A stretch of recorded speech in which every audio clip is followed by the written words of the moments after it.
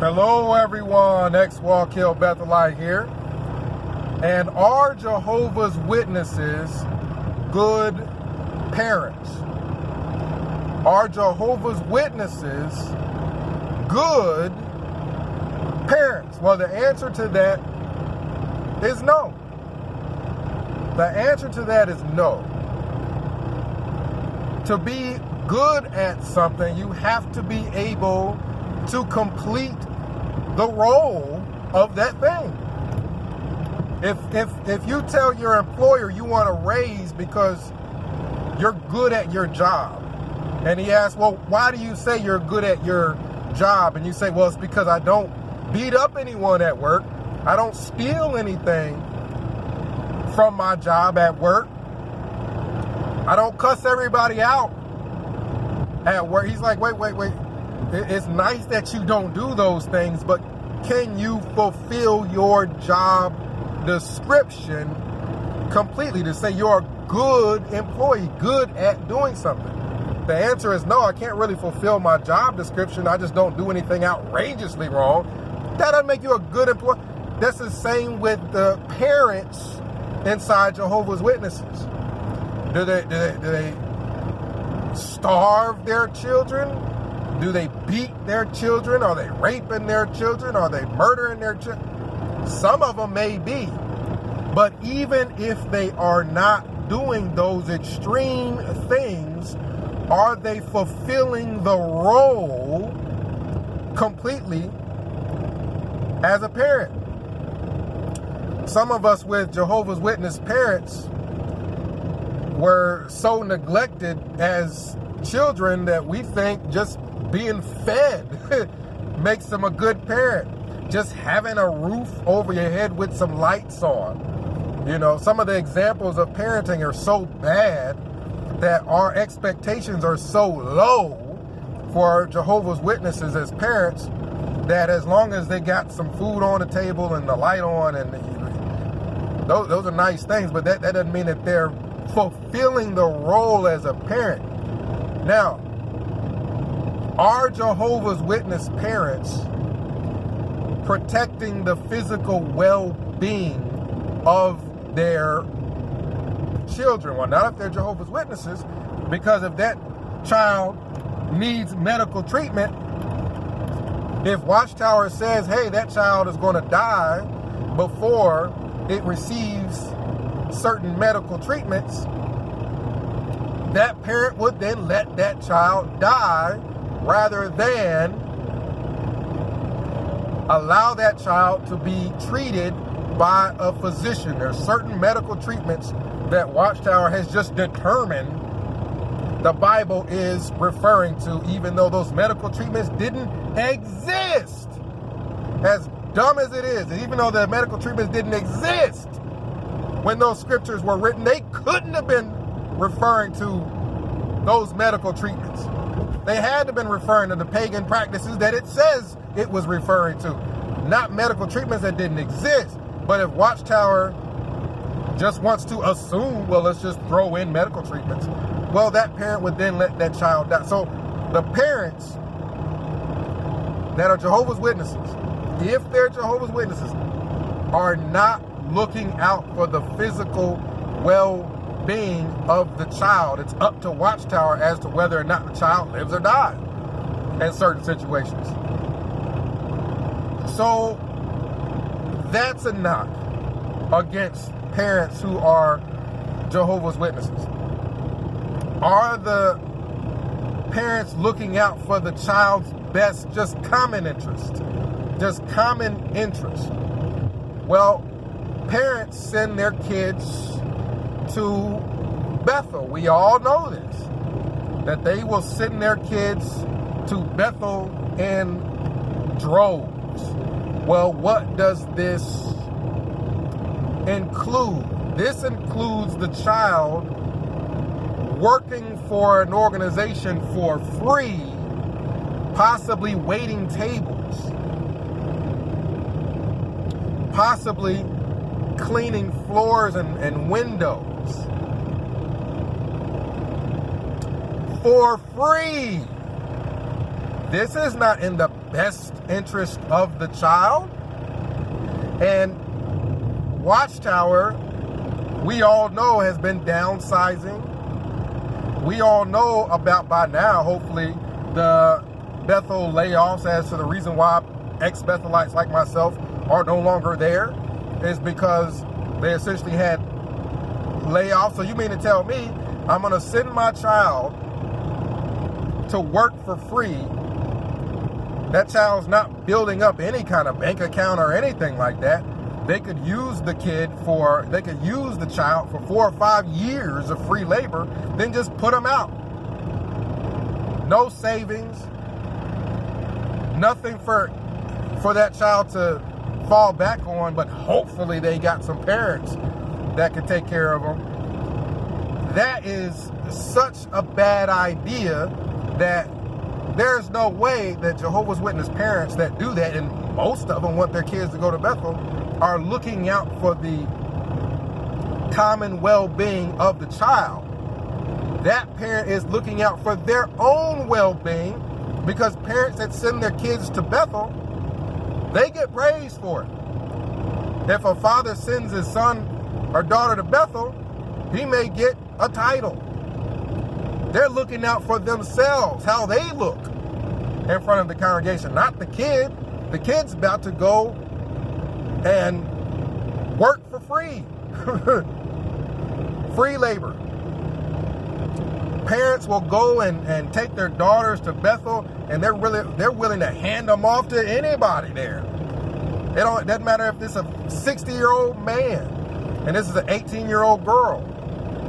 There's no way when you talk about these things that you can honestly say Jehovah's Witnesses look out for the well-being of their children. Now, if the parent is not going to let their child die, like Watchtower wants them to, and the parent is not going to send the kid to Bethel, like Watchtower wants them to, and the parent is not going to send their daughter to go marry a 18-year-old daughter, marry an old man at Bethel, like Watchtower wants them to. You almost can't call them Jehovah's Witnesses if they're not doing all those negative, destructive things with their kids. Do parents, now this is a big one, basic role of a parent. Prepare your child for the future. Basic role of a parent. Prepare your child for the future. Jehovah's Witness parents have got to be, as a whole, the worst, because it's against their doctrine that there will be a future.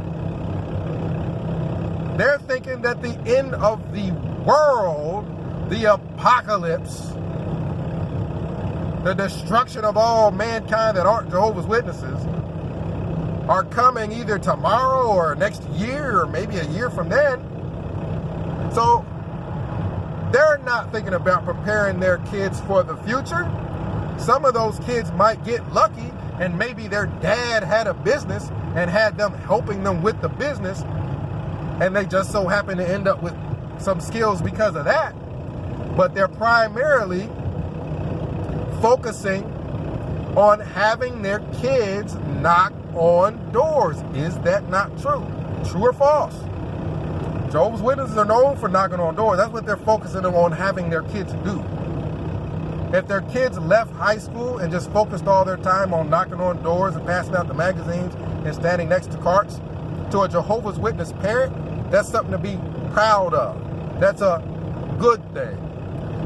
Does that action, does that pursuit, does knocking on doors help the child in any way, shape, or form? Is that preparing the child in any way, shape, or form for anything? No. So Jehovah's Witnesses don't prepare their child for the future because it's a doomsday cult that just keeps keeps going on and on and on. Even though doomsday never comes, they just keep expecting it on and on and on. They just never. We all know who have been around that organization for a long period of time that it was a really bad thing for kids to go to college.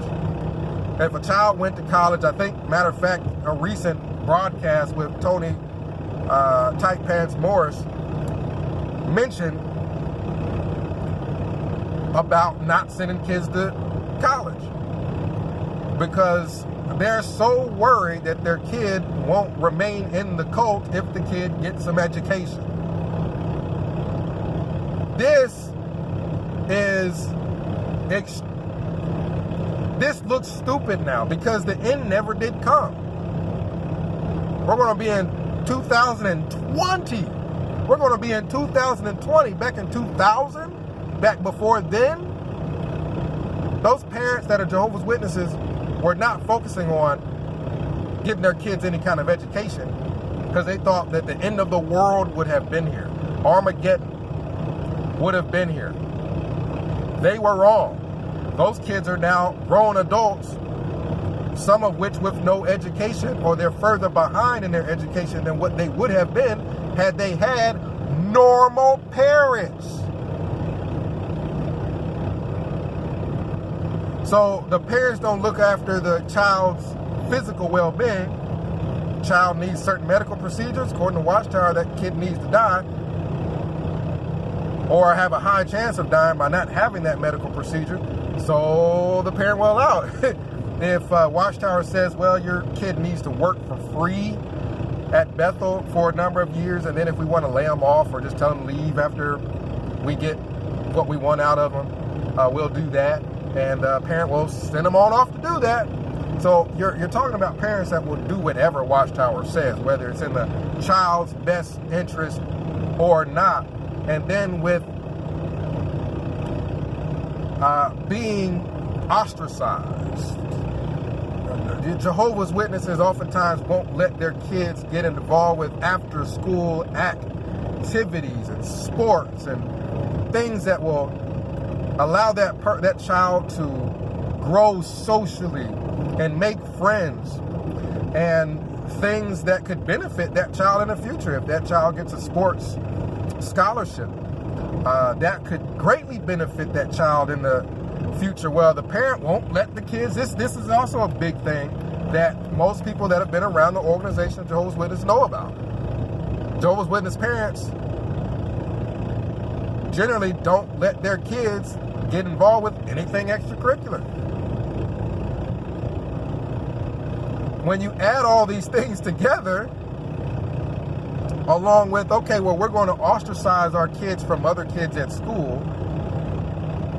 And if you were to ask the parent, if that child ever decides not to be a Jehovah's Witness or not to follow that religion or that cult, would they then shun them? Would they raise them to be separate from their peers? And then on top of that separation and the anxiety that goes along with it, would the parent themselves and family members and all the people that they did say that that child was allowed to spend time with, would they all then shun, disfellowship, ostracize that child? Any Jehovah's Witness that says no to that, then they can't be you can't be both. You can't be both. You can't say, well, I don't believe in none of the things that Watchtower teaches that's destructive to kids. Darn near all of what they teach is destructive to kids, that is different from what other Christian religions teach. Other Christian religions teach not to say a bad word. Other Christian religions teach not to be out there sexually. Other Christian religions teach not to steal. Jehovah's Witnesses teach that child needs to die if it needs a blood transfusion. That child needs to go and slave for this organization for free at Bethel. That child, who is an 18-year-old girl, needs to go and marry this 50, 60-year-old man if he's there at Bethel. That child needs to focus his time and attention after high school, and the only reason they'd allow them to finish high school is because that's like a requirement. You're supposed to If the parent, Jehovah's Witness parent, could pull their kid out at middle school and have them knocking on doors, handing out magazines, they do it. They're not looking out for the child's future well-being. They don't want them to go to college. They want them to pass out magazines. Like, it is blatantly obvious that Jehovah's Witness parents, you could say that they might be nice people, but why would a nice person send their child out to slave for free at Bethel at this point? Back in the past, they thought, well, at least the child would just stay there. You know what I mean? The child that would be a career for him. Working for free would be a career for him. But we know, based off what I've mentioned in the past, my first video ever was about when I got laid off from Bethel. I'm at Bethel, like I was supposed to be. And what happened? They pull you in a room. We're looking to make cuts. You're one of them. And you're gone. What then? Parents just don't say anything. Well, they're just silent on the matter. They were wrong. They were wrong. The same thing that they were saying about college and not getting education because the end of the world is around the corner. It's about to be 2020. It'll be 2030, 2040. What then? They were wrong. So you have situations where some kids do okay because both parents aren't Jehovah's Witness. One parent is a JW, one parent is not. Or you have a situation where kids do well because they ain't really believe it that much. Like the kid never picked up on the religion like that. And they weren't following it the way they were supposed to be following it. So because of that, they end up doing a little bit better than the Jehovah's Witnesses that, the Jehovah's Witness children that really did follow the destructive teaching. They may have went out and got an education, just ignored all that stuff and got one anyway. So those people, the people that had one parent that wasn't a Jehovah's Witness and told them, yeah, you got to get an education, and overruled the Jehovah's Witness parent that was trying to destroy the child's life, or the kid that ignored all this stuff that their parents were saying and that what they were hearing at the conventions and at the Kingdom Hall, because they never really took it that seriously, and they went and got an education, or they went and got a good paying career. Well, you can't really, you can include them as having bad parents, but just not listening to those parents. So when you talk about the parents that shun their kids, that is about as bad of a parent as you can possibly be, is not speaking to your kids. Now, let's talk about the parents that you may say, okay, well, I got parents that kind of fall, they don't fall completely in that category. Well, what about the parents that might not, be that strict on the Watchtower doctrine, but they raise their kids in it, knowing their kids are listening to this poison coming from the Kingdom Hall. They're listening to this poison coming from the assemblies. They know their kids may pick up on this even if the parent doesn't take it that seriously. So that child may pick up on it, marry a Jehovah's Witness that ends up beating them, because that person had no reason to marry them other than that they went to the Kingdom Hall. There was no other real good qualities. They went to the Kingdom Hall, they raised their hand. That child may end up being self-destructive if they need a transfusion. That child may end up being self-destructive because they think the end of the world is tomorrow, is next Friday, and they don't prepare their families. So even if the parent doesn't really follow all that stuff strictly, they raise their kids, they raise their grandkids, they raise their families to follow those destructive doctrines. So comment down below. Let me know what you think about all of this. 937-789-4029. That is a phone number where we can text, try to make a conversation and discuss those things. But yeah, if two parents are in a courtroom, one of them is a Jehovah's Witness, one of them is not, there is so much information to show the judge that the Jehovah's Witness parent is not going to be good for that child and that child's well-being. And it's that Jehovah's Witness parent, it's against the doctrine for the parent to prepare the child for the future, unless it's knocking on doors and passing out magazines or working for free at Watchtower. It's against the doctrine for the parent to be a good parent and prepare the child for the future, because it's against the doctrine that there'll be a future. It's so much information to show the judge that if two parents are fighting for custody and one of them's not a Jehovah's Witness, I'd lean towards the one that's not a Jehovah's Witness, as long as that parent isn't extreme and is not beating the child or starving the child or doing anything like that. And I can get into the Jehovah's Witness worship of elders, where we had growing up a guy that was, and it's not like there's anything against gay people or anything like that, but we had an elder that was flamboyantly gay elder up on the platform doing all this stuff on the platform, and he wanted to mentor young men.